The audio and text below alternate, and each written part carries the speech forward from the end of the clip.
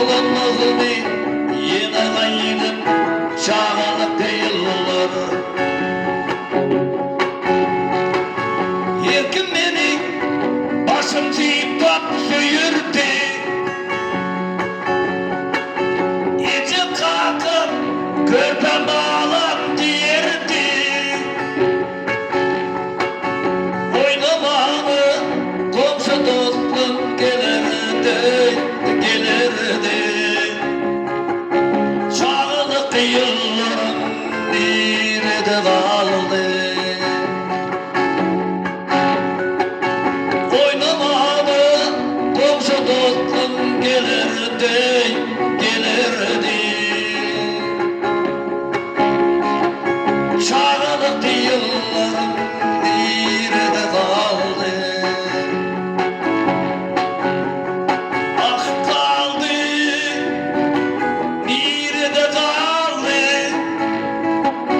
Dolunuzunu yine kaydıp çağlık yıllarım. Ah kaldı, nerede kaldı? Dolunmazını yine kaydıp çağırıp yıllar.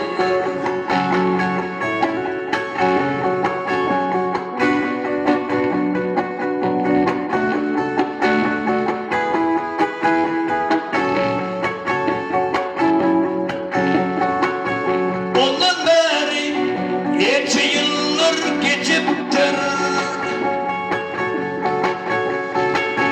Çağılığım kuştuk göğe uçuptur.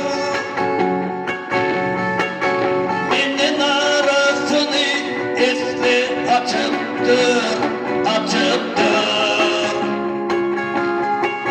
Çağlık yıllarım nerede kaldı?